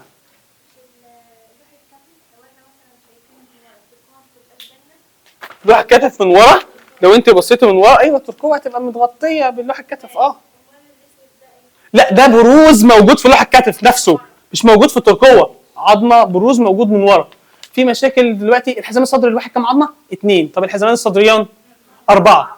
تمام كده خلصنا كلام عن الاحزمه الصدريه. يلا نتكلم على الطرفين الايه العلويين. ركز عشان التعديل ده. اول عظمايه هنا دي اسمها عظمه الايه العضد. العظمه دي عندها راس بيعشق في مين؟ ده تجويف اسمه تجويف الايه التجويف الاروح. احنا خدنا كام كلمه تجويف لحد دلوقتي؟ 2. اروح يمين واروح شمال. الراس دلوقتي دي بتاعت راس العضد، فدي عظمه طويله عندها راس بيعشق في التجويف الاروح بيكون مفصل الكتف، وهي طويله قوي ما شاء الله. من تحت عندها بروزين. لحد السنه اللي فاتت كنا بنقول ده بروز داخلي وده بروز خارجي، صح؟ هل في بروزات ثانيه؟ بصراحه وده اللي متعدل في الكتاب الجديد. هي العظميه عامله كده يا جماعه. بصراحه عظمه العضد ده نتوء داخلي وده نتوء خارجي، بس والله العظيم في بروزات هنا. ده مالكش دعوه باي حاجه غير انك تعرف ان البروز اللي هنا ده اسمه البروز الايه؟ السفلي. يعني العظميه دي عندها نتوء داخلي وخارجي ونتوء سفلي. ايه الزياده دي ليه وكده هنعرف دلوقتي، بس لحد دلوقتي. بعد كده العظم بتاع الساعد. عندي زند وعندي قعبره. حلوه قوي. ماشي. الزند اهي والقعبره اهي. مين اللي ناحيه جوه؟ مين اللي ناحيه بره؟ مين الناحيه الداخليه؟ الزند. مين اللي ناحيه بره؟ القعبره. مين اللي ناحيه الصباع الصغير؟ الزند. مين اللي ناحيه الصباع الكبير؟ القعبره. مين اللي حجمها اكبر من مين؟ الزند حجمها اكبر من القعبره حتى وان ظهر لك في الرسومات غير كده. الزند حجمها اكبر من القعبره. مين اللي ثابت؟ اللي ثابت الزند. مين المتحرك؟ القعبره. خلي بالك ان في الوضع ده اسمه وضع الايه؟ وضع الشحاته. اسمه الوضع الايه؟ اسمه الوضع التشريحي. ده اسم الوضع الايه؟ وضع الشحاته، الوضع التشريحي. الزند جوه والقعبره بره. خلي بالك لما اتحرك حركه نصف دائريه عملوا مع بعض حرف الاكس بسبب مين اللي اتحركت؟ الزند ثابته والقعبره هي اللي ايه؟ هي اللي متحركه. خلي بالك دلوقتي هنا في مفصل. قبل ما نعرف هنا في مفصل، مين ده؟ ده النتوء. يقول لك الزند يحتوي طرفها العلوي على نتوء. النتوء ده حضرتك بيقفش فيه مين؟ لحد السنه اللي فاتت كان يقول لك بيقفش فيه النتوء الداخلي. متعدل، مش النتوء الداخلي. والله اكيد 100% هتيجي في الامتحان. مش بيقفش فيه النتوء الداخلي. النتوء الداخلي بصراحه النتوء الداخلي والخارجي اصلا هم مش قافش فيهم اي عظم، بس في هنا نتوء اسمه نتوء الايه؟ وهو ده اللي بيقفش فيه مين؟ التجويف اللي موجود على الجزء العلوي منين؟ من الزند. في مشاكل. يعني دلوقتي الزند يحتوي طرفها العلوي على تجويف، ما نقولش بقى يستقر فيه النتوء الايه؟ الداخلي. هنقول يستقر فيه النتوء مين؟ النتوء مين؟ السفلي. في اي مشاكل؟ يا جماعه لو تلاحظوا كده مين اللي لامس فوق؟ الزند. مين اللي مش لامس؟ القعبره. كده خلصنا عظام الايه؟ عظام الساعد. يلا بينا نتكلم على عظام مين؟ عظام اليد. جماعه مين دول؟ ده كله اليد. اول حاجه فيه ده مين؟ الرزغ. الرزغ ده يتكون من كام عظمه؟ 8 مترتبه في كام صف؟ في صفين. خلي بالك يتصل طرفها العلوي. خلي بالك الزند مش لامس. مين هنا اللي مفرشحه ولامسه؟ القعبره. فيقول لك الرزغ ده من 8 عظام مترتبه في صفين كل واحد فيه 4. طرفها العلوي يتصل بالطرف السفلي بتاع. خلي بالك ان طرفها العلوي يتصل في السفلي بتاع القعبره، لانك لو حضرتك عملت لي ايدك كده غير الوضع التشريحي اصبح ان الطرف العلوي بتاع القعبره قافش في الطرف السفلي بتاع مين؟ الرزغ. غلط، هو الوضع كده. حد عنده مشكله في الكلام ده؟ بعد ما خلصنا الرزغ هنتكلم بعد كده على راحه اليد. 5 عظام رفيعه ومستطيله. خلصنا كده الرزغ. في الاخر خالص ينتهي بمين؟ بالصوابع. الصوابع دول عباره عن شويه سلميات، كل صباع فيه 3 ما عدا الصباع الكبير. الصباع الكبير فيه تمام. كده كلهم على بعض كام؟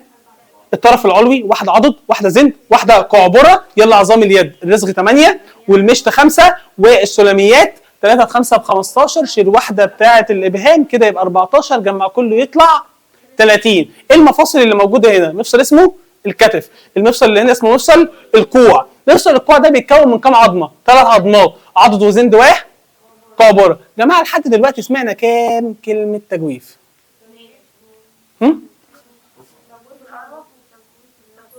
لما تفصل يا جماعه حد يقول لي ان 3 دقايق خلصوا. في كام تجويف؟ لحد دلوقتي خدت تجويف اروح يمين وشمال ادي 2. خدت تجويف في الجزء العلوي بتاع الزند يمين وشمال ادي 2. كده 2 و2 كام؟ 4. خلي بالك ان الزند لامسه من فوق، القعبره لا. خلي بالك من تحت القعبره اللي لامسه والزند. عشان حضرتك لما بتحرك الزند القعبره قافشه فين؟ القعبره قافشه ليها حفره كده هنا في الزند بيعشى فيها القعبره، فلما الزند بتتحرك القعبره بتتحرك معاها.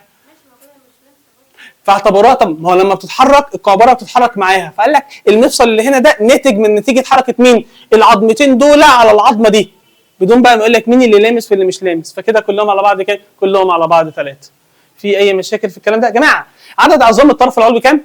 الطرف العلوي الواحد 30. عدد عظام الطرفين العلويان 60. عدد عظام الحزام الصدري الواحد 2. عدد عظام الاحزمه الصدريه 4. طب عدد عظام الهيكل الطرفي العلوي، عدد عظام الهيكل الطرفي العلوي. الهيكل الطرفي العلوي كل ده اجمع الطرفين العلويين ومعاهم الاحزمه الصدريه يبقى 4 ومعاهم 60 يبقى كده كام؟ في مشاكل في الكلام ده؟ الهيكل الطرفي العلوي هو ناتج الطرفين العلويين زائد الاحزمه الصدريه، كل ده اسمه الهيكل الطرفي العلوي. دلوقتي يا جماعه انا خلصت الايه؟ خلصت الاحزمه الصدريه والطرفين العلويين. بصوا بقى على الحزام الحوضي. هنا الحزام الحوضي يا جماعه هي كانت صوره متلونه بس لما بقت كده بهتت شويه. بصوا هنا من غير ما ارسم على السبوره. الحزام الحوضي يتكون من نصين ايه؟ متماثلين. ادي نص وادي نص، ويلتحمان مع بعض من قدام ولا من ورا في الحته دي؟ ومن قدام، فده يبقى الحزام الحوضي يتكون من نصفين متماثلين. كان في الكتاب القديم يلتحمان، بس هم مش ملتحمين، ده عظمه وعظمه قافشين مع بعض بالحته السوداء دي اللي هي اسمها منطقه الارتفاق، فشال كلمه يلتحمان وخلاها يتصلان. فهو يلتحمان من قدام في منطقه الارتفاق العين حته القرقوشه، ويلتحمان من ورا مين دول؟ الفقرات الايه؟ الفقرات العجزيه. خلي بالك انا عندي كام عظمه في الحزام الحوضي؟ بشكل بدائي جدا وبسيط جدا انا عندي فردتين، فرده يمين وفرده ده دلوقتي، انما زمان واحنا صغيرين الفرديه الواحده دي كانت عباره عن 3 حتت. الحته الكبيره دي كان اسمها الحرقفه، والخط ده كان اسمه العانه، وحرف اليو ده كان اسمه الورك. فزمان في العيل الصغير كان عنده الفرده الواحده من الحزام الحوضي كانت حرقفه وعانه وورك. يا جماعه مين العظميه اللي ناحيه ورا؟ الحرقفه. مين العظمتين اللي ناحيه قدام؟ العانه والورك. يعني الاثنين ناحيه قدام يعني الاثنين باطنيه. مين فيهم باطنيه اماميه شويه؟ الخط ده اللي هو العانه. مين فيهم اللي باطنيه بس ناحيه ورا شويه؟ اللي هي الورك. خلي بالك بيسموا موضع اتصال الحرقفه مع العانه مع الورك تجويف. التجويف ده بيعمله حفره اسمها الايه؟ التجويف الحقي. خلي بالك التجويف الحقي زي الاروح، بس الحقي يتميز انه حقي يعني عميق، تجويف عميق بيستقر فيه راس مين؟ راس الفخذ. عشان كده مين اكتر مفصل فيه ثبات وما يتخلعش؟ مفصل الفخذ. ليه؟ عشان الراس بتاعه الفخذ بتعشق في تجويف عميق قوي كده.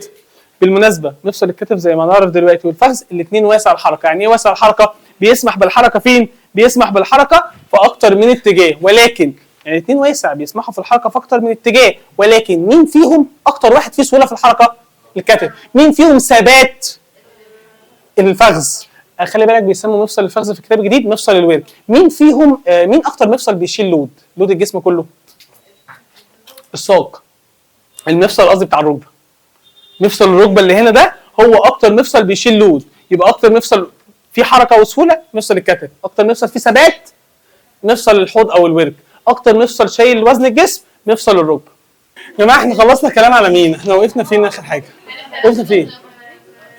اتكلمنا جماعه كده عدد عظام الحزام الحوضي كام؟ 2 فرده يمين وفرده. انما لو قلت لك عدد عظام الحزام الحوضي في عيل صغير هيبقى حرقفه عنا ورك حرقفه عنا ورك. يا جماعه لو انا قلت لكم الفقرات العجزيه احنا عندنا كام فقره؟ 5 بس كام عظمه؟ واحده. فالعيل الصغير كانوا 5، العيل الصغير كانش لسه التحموا. والعصاصيه نفس الكلام. يا جماعه فرق بين عدد عظام الحزام الحوضي وعدد عظام الحوض. عدد عظام الحزام الحوضي كام؟ 2. طب عدد عظام الحوض كام؟ حوض. يبقى فرده يمين وفرده شمال وعجزيه وعصاصيه كده كام؟ 4. عدد عظام الحوض كام؟ 4. طب عدد عظام الحوض في العيل الصغير حرقفه عنا ورك حرقفه عنا ورك كده كام؟ 6. والعجزيه كام عظمه؟ 5. والعصاصيه كام؟ 4. 4 و5 9 و6 15. في اي مشاكل؟ كده خلصنا الحزام الحوضي. كده خلصنا الحزام الحوضي. بعد كده هنتكلم على طرف الايه؟ الطرف السفلي. بص كده، مين العظميه الطويله دي اللي عندها راس وبرضه عندها نتوئين؟ عظمه الفخذ. ايه الفرق بين عظمه العضد وعظمه الفخذ؟ الاثنين اللي عندهم الراس والنتوئين، بس خلي بالك الفخذ عشان يعشق في التجويف الحق العميق كان لازم يطلع له رقبه، عشان كده اللي تلاقي رقبه يبقى هي دي عظمه الايه؟ عظمه الفخذ. بعد كده عظام الساق كام؟ 2. مين الكبيره دي؟ القصبه. مين اللي الناحيه دي؟ قصبه، واللي بره الشظيه. مين الناحيه الداخليه؟ القصبه. مين الناحيه الخارجيه؟ الشظيه. ركز عشان تقريبا ما قلناش قبل كده او قلناها مش فاكر. اعرف منين ان مفصل الركبه ده هو مفصل امامي ولا خلفي؟ يمين ولا شمال؟ كان في قاعده احنا قلناها مع بعض. ايه هي القاعده؟ هنا في العظمه بتاعه الفخذ كان في حته قرقوشه، لو لقيت القرقوشه كامله والشظيه مش كامله، يعني الراس هنا متاكل منها حته، يعني الراس ادي القصبه اهي مثلا اهي، وادي الشظيه اهي، فهي دي الراس كان ليها جزء ورا شويه، فيقول لك ايه؟ لو لقيت القرقوشه كامله والراس بتاعت الشظيه مش كامله يبقى ده منظر ايه؟ منظر امامي. طب لو لقيت كده كوره وكوره، معنى كده القرقوشه مش كامله ولقيت الراس كامله يبقى ده منظر خلفي. بصوا كده، لو انا خافر لكم كل الشخص ده كله وجايب لكم رجل، طبعا مين العظمه المستديره الرفيعه اللي قدام المفصل هنا؟ اسمها الرطفه. تخيلوا بقى لو انا جايب لكم كده رسمه اهو، اهو وادي القصبه اهي وادي الشظيه اهي، طبعا مش كامله هنا، والقرقوشه اهي، ده منظر امامي ولا خلفي؟ لو لقيت القرقوشه كامله والراس مش كامله يبقى ده منظر امامي. طب ماشي، يمين ولا شمال؟ خدها على عدلتها، خدها على عدلتها، يعني اعتبر على رجلك. بص كده، الشظيه لبره والقصبه لجوه، يبقى دي امامي قايمه. في مشاكل في الكلام ده؟ كده كده يبقى عرفنا الامامي والخلفي. طب اعرف يمين وشمال على عدلتها، القصبه ناحيه جوه والشظيه ناحيه بره. ماشي. بعد كده نتكلم على القدم. القدم اول عظم فيه بدل الرزغ فيه رزغ اليد، في رزغ الايه؟ رزغ القدم. خلي بالك هنا كانوا 8 ومترتبين في صفين، انما هنا 7 ومش منتظمين الشكل. اكبر واحده فيهم كان اسمها عظم الكعب القدم، ده كان اسمه الرزغ. تمام. بعد كده هنتكلم على عظام القدم. عظام القدم كانوا كام؟ 5 عظام رفيعه ومستطيله، وفي الاخر خالص هنا بالاصابع 3 سلاميات ما عدا الابهام فيه 2، يبقى كلهم على بعض 14. يا جماعه عدد عظام الطرف السفلي كام؟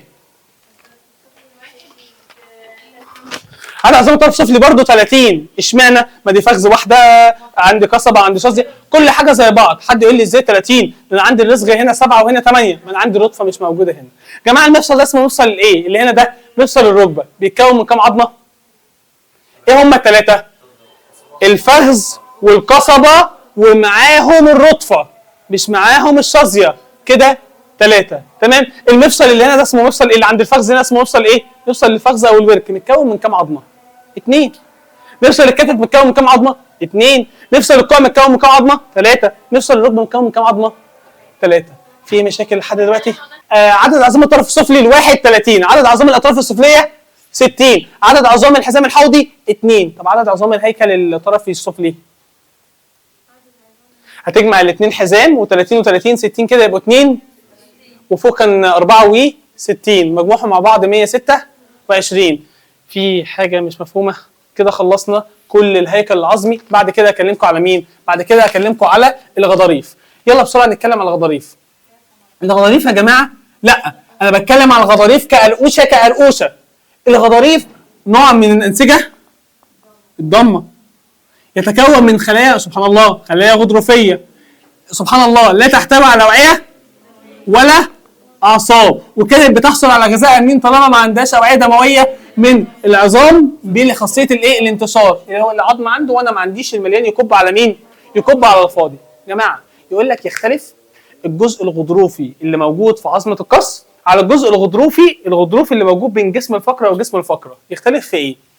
مكان التغذيه غلط، الاثنين بيجيبوا من العظم اللي حواليهم، ولكن حسب عدد العظام اللي حواليهم او المصدر الاكل اللي بيجيبوا منه. الحته اللي موجوده في القص الغضروفه دي بتجيب من العظمه دي بس، انما الغضروفه اللي ما بين الفقره والفقره بتجيب من اللي فوق وبتجيب من اللي تحت. تمام. خلي بالك يقول لك ليه بقى البنات المؤدبه اللي بتعمل بيرسينج ما بتنزلش دم؟ عشان هي بتعمل بيرسينج في الغضروف، والغضروف ايه؟ مفيش، لا يحتوي على اوعيه دمويه. تمام. امال بتتوجع منين؟ مش من خرم، مش من ان انا بخرم الغضروف، هي تتوجع من الجلد، لان الجلد فيه اعصاب حسيه. ايه الاماكن اللي احنا قلناها النهارده فيها اعصاب بتحس؟ العظم والجلد. في مشاكل. عشان كده لو حصل اي مثلا وجع او اي قطع في غضروف الالتئام بيكون بطيء، عشان كده التئام الغضاريف بياخد وقت اطول. في مشاكل. يا جماعه هي الغضاريف موجوده فين؟ دايما عند اي عظام متمفصله مع بعض بنلاقي حته. ركز عشان التعديل. وعارفين ان العمود الفقري والفقرات بتاعته كان في بينهم حته؟ ما قلتش شالها في الكتاب الجديد، ما بقيش اسمها بين الفقره والفقره مثلا ايه في غضروف. خليك دقيق شويه، بين جسم الفقره وجسم الفقره فيه غضروف. فين تاني الغضاريف؟ يقول لك تشكل بعض اجزاء الجسم. زي مين؟ زي الانف. وركز، وكان زي الاذن. التعديل الجديد الاذن الخارجيه، لان الاذن الداخليه والوسطى ما فيش فيها غضاريف. تمام؟ كان الكتاب القديم يقول لك ايه؟ تشكل بعض اجزاء الجسم كالانف والاذن والشعب الهوائيه للرئتين. ما بقاش الكلام ده موجود، بقى الانف والاذن الخارجيه، وبدل الشعب الهوائيه بقت القصبه الهوائيه. فعلا، لان القصبه الهوائيه اهي ودي الشعب، فالاقراص الغضروفيه فعلا كانت موجوده في القصبه الهوائيه. هدف الغضاريف اللي في القصبه الهوائيه ايه؟ منع العظام من التآكل نتيجه احتكاكها المستمر ببعضها. لا، ده هدف العظام اللي موجوده ايه؟ اللي بتغطي اطراف العظام المتوصله مع بعض. انما الغضاريف اللي هنا بتخلي دايما القصبه الهوائيه مفتوحه، في حلقات موجوده جوه القصبه، لو لاي سبب من اسباب القصبه جت تقفل الحلقات تمنعها، فدايما بتخلي الممر الهواء مفتوحه ايه؟ مفتوحه على طول. عشان كده السؤال الاشهر اللي بيجي في حته الغضاريف، هل وظائف الغضاريف دائما تعمل على حمايه العظام من التآكل؟ لا، من عندي غضاريف بتعمل انف، من عندي غضاريف موجوده في القصبه هدفها تخلي القصبه ايه؟ مفتوحه باستمرار. حد عنده مشكله في الغضاريف؟ كده خلاص مش بيبقى لنا في الجهاز الهيكلي غير المفاصل والاربطه والاوتار. والمفاصل عايز اكد عليها عشان فيها كذا تعديل وعشان هي صعبه مش ناس كتير فاهماها. جماعه هو يعني ايه تعريف المفصل؟ المفصل هو موضع التقاء عظمتين او اكتر. يعني اي عظمتين يا ميار بيقفشوا في بعض عاملين ايه؟ عاملين مفصل. المفاصل عندي كام نوع؟ عندي 3 انواع، يا اما مفاصل ليفيه، يا اما مفاصل غضروفيه، يا اما مفاصل زلاليه. جماعه ايه هي المفاصل الليفيه؟ العظم بتاع الجمجمه اللي كان لسه قافش مع بعض عند اطراف المسننه، ادي عظمه وعظمه، فموضع التقاء اي عظمتين فيه مفصل. وانتوا عارفين ان هنا في نسيج ليفي، يبقى المفصل اللي ما بين العظمتين اللي جواه نسيج ليفي يسموه المفصل الايه؟ المفصل الليفي. المفاصل دي بتسمح بالحركه. غلط، لا تسمح بالحركه. زي مين؟ زي العظم بتاع يبقى معنى هذه الجمله ان كل مفاصل الجمجمه كلها مفاصل ليفيه. غلط، الجمجمه كلها مفاصل ليفيه ما عدا مفصل الفك، ده الوحيد اللي مفصل زلالي. في مشاكل في المفاصل الليفيه؟ حلو. المفاصل دي تحتوي على كام غضروف؟ 0 غضروف، مفيش فيها غضاريف. تاني حاجه اسمها المفاصل الغضروفيه. ايه بقى قصه المفاصل الغضروفيه دي؟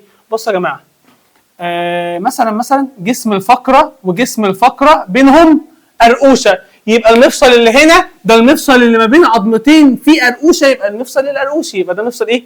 مفصل غضروفي. تعريف المفصل الغضروفي يقول لك ايه؟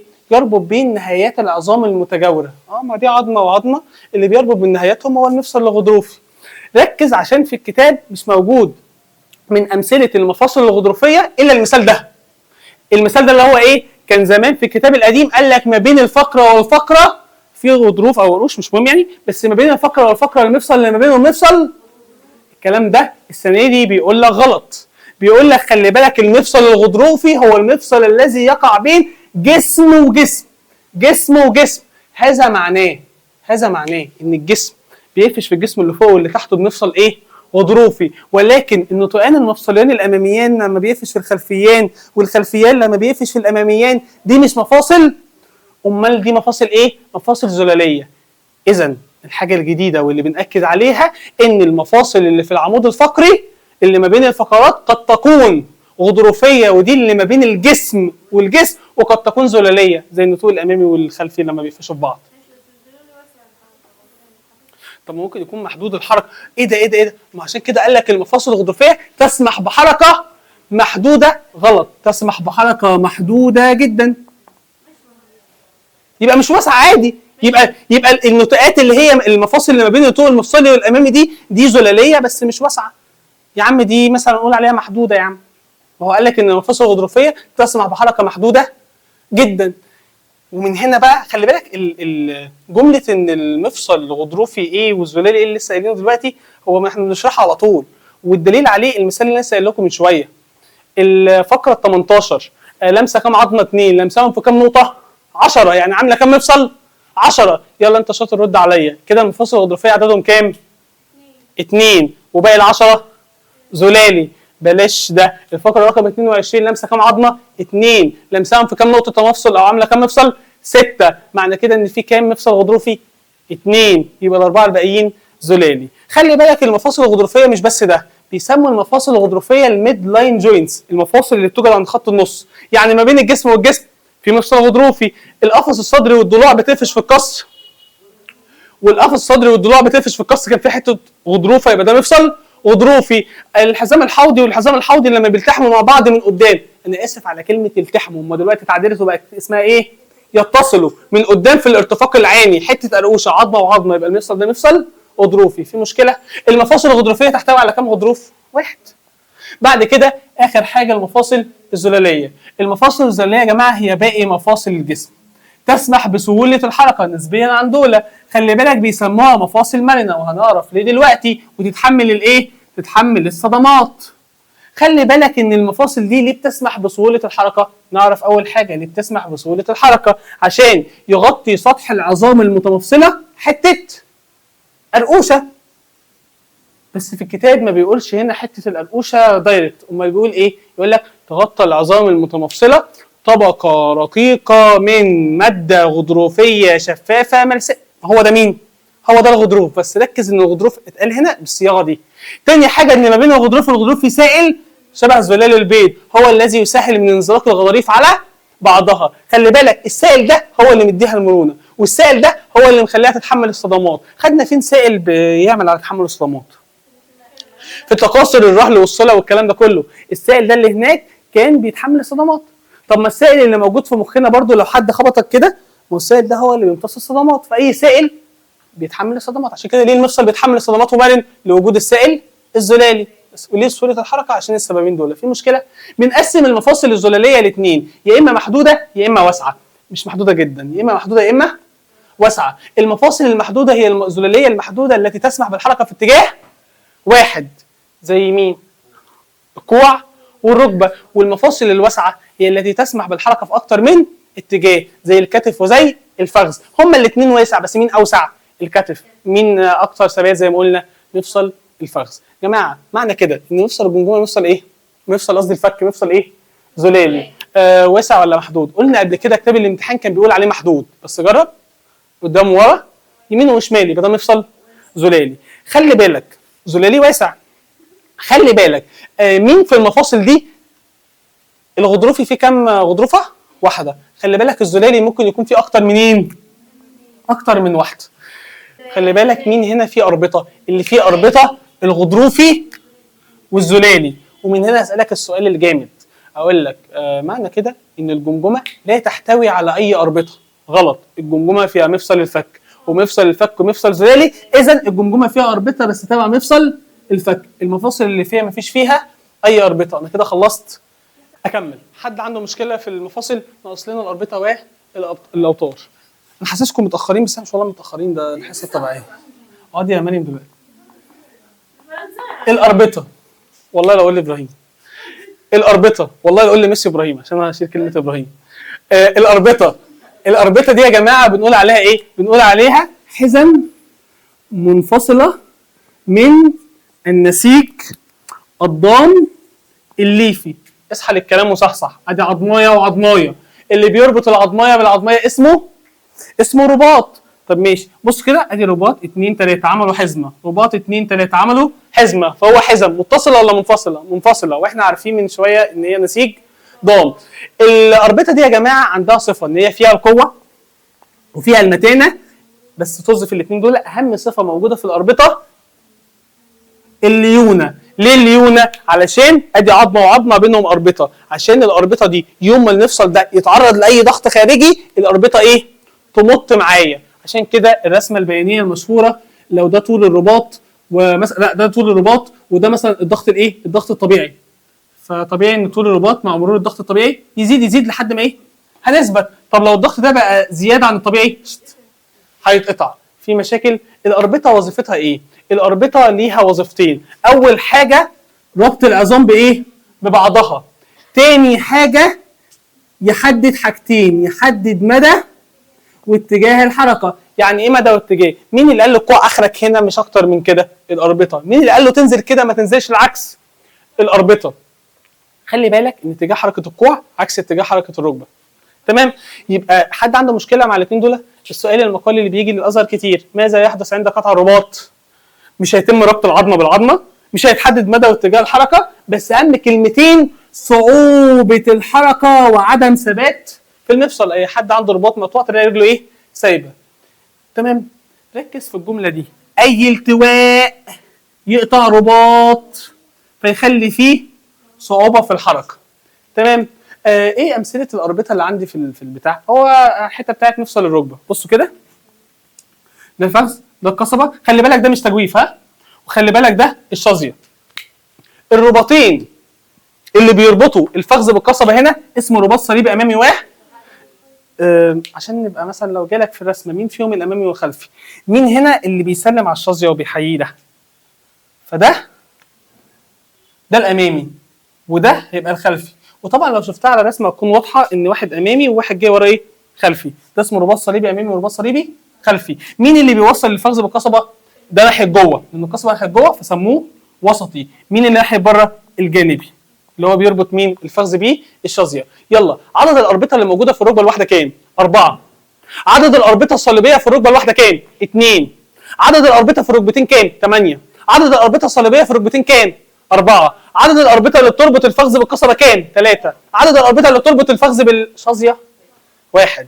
وطبعا اي التواء يقطع رباط يخلي فيه صعوبه في الحركه. جماعه يلا نجمع مع بعض ايه الحاجات اللي بتعمل صعوبه في الحركه. اول حاجه واشهر حاجه قطع رباط بسبب التواء. تاني حاجه لو حته الرقوشه اللي هنا واللي هنا اتاكلت يبقى تاني حاجه تاكل الغضاريف. تالت حاجه لو كميه السائل الزلالي قلت. كل دول مش هيمنع الحركه انما يخلوا فيه صعوبه في الحركه. يبقى صعوبه الحركه 3: قطع رباط، تآكل غضروف، نقص سائل الزلالي. كده خلصنا الاربطه. بعد كده اخر حاجه هنتكلم عليها الاوتار. الاوتار برضو نسيج ضام. جماعه احنا حد فاكر كلمه نسيج ضام قلناها فين قبل كده في الاسئله؟ قلنا المناعه فيها اي نوع من الانسجه؟ قلنا المناعه فيها نخاع عظام احمر، والنخاع العظام الاحمر موجود في العظم، والعظم نسيج ضام. المهم الاوتار نسيج ضام. ايه هدف الوتر؟ قبل ما نعرف هدف الوتر محتاجين نعرف صفات الوتر. بدل هنا القوه صغيره فهنا القوه كبيره والمتانه كبيره بس ما فيش اي ليونه. اشمعنى؟ عشان هنا الرباط بيربط عظمايه بعظمايه، انما هنا الوتر بيربط عضله بعظمايه. ايه الوتر المشهور اللي عندنا؟ وتر اكيلس. تمام؟ وتر اكيلس ده بيربط مين بمين؟ بيربط العضله التوأميه اللي هي السمانه اللي هي بيسموها بطن الساق بكعب القدم. وظيفه الوتر ايه؟ بكل بساطه لما العضله تنقبض تشد الوتر فيشد العظم. وطبعا هنعرف ان شاء الله المره الجايه ان عشان العضله تنقبض لازم عصب يكهربها، فلما العضله تتكهرب هتنقبض، ولما تنقبض هيتشد الوتر، فلما يتشد الوتر هيتشد الكعب. عشان كده الحركه بتحدث بالتعاون مع كام نظام؟ 3 وبالترتيب. اول حاجه عصب، جهاز عصبي، عضل، جهاز عضلي، بعد كده جهاز هيكلي. ومين اول حاجه في الجهاز الهيكلي يستقبل الحركه؟ الوتر. في مشاكل، وعشان كده ما ينفعش يكون طري، لان بكل بساطه مع اي حركه رجل ممكن يتقطع. ايه الاسباب اللي ممكن تقطع وتر اكيلس او كده؟ اول حاجه بذل مجهود عنيف. تاني حاجه تقلص، لو دي تقلصت بشكل مفاجئ. معنى كلمه تقلص ده اللي بيسموه شد، يعني لو الالتواء يقطع رباط فالشد العضلي يقطع، فلو الالتواء بيقطع رباط بيخلي فيه صعوبه في الحركه، فالشد العضلي يقطع وتر، والوتر ما يخليش فيه يعمل انعدام للحركه. ما لو انبطاطي ده انقبضي مهما تنقبضي ولا حد يسمعك ولا عظمه تترفع. في مشاكل، في حاجه صعبه. ثالث حاجه بصراحه بنحطها بنبصمجها بس عشان لو نفهمها، كانوا بيقولوا عليها انعدام المرونه في العضله التوأميه. قلنا العضله فيها كالسيوم بنسبه معينه، واكتر حاجه فيها كالسيوم هو العظم.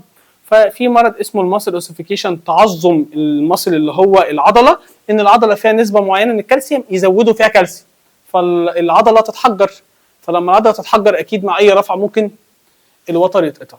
ايه الاعراض عشان فيها تعديل في الكتاب الجديد؟ ايه هي الاعراض؟ عندي وتر مقطوع، في تقل في حركه القدم، ثقل في حركه القدم، والام حاده، وعدم القدره على المشي. الحاجه الرابعه هي مستنتجه. طب خلينا نستنتجها مع بعض. هو لو القطع ده كان جزئي كنا بنعمل له ايه؟ بنعمل له كبيره عشان ما يتحركش ويقطع الباقي، واكيد كان هيتوجع فهياخد مسكنات وهيورم فكان بياخد ادويه مضاده. بس خلاص يبقى زود لك في الاعراض في الكتاب الجديد ان بيحدث تورم والتهاب. وطبعا احنا مش محتاجين نعرف ان مع قطع الوتر بيحدث تورم والتهاب، ما احنا كده كده عارفين لما كنا بندرس مين؟ المناعه في خط الدفاع الثاني، لما كنا بنقول الالتهاب نظام دفاعي داخلي غير متخصص ممكن يحصل من غير ميكروب. ما هو قطع وتر اكيلس بيعمل تورم. طب لو القطع كلي قلنا اكيد اكيد اكيد بنخش جراحي ونعمل حاجه اسمها ستيتشنج يعني نربط. تاني لو اتقطع الوتر كليا بنخش نعمل جراحه. يقول لك ايه في حاله قطع الوتر كلي؟ بنعمل جبيره ولا مسكن ولا ادويه مضاده للالتهابات ولا تدخل جراحي؟ اكيد الاربعه. ما هو هيخش عمليه فاكيد هيصوت هياخد مسكن، واكيد هيورم هياخد ادويه مضاده للالتهاب، واكيد بعد العمليه مش هيمشي فهيعمل جبيره. في مشاكل.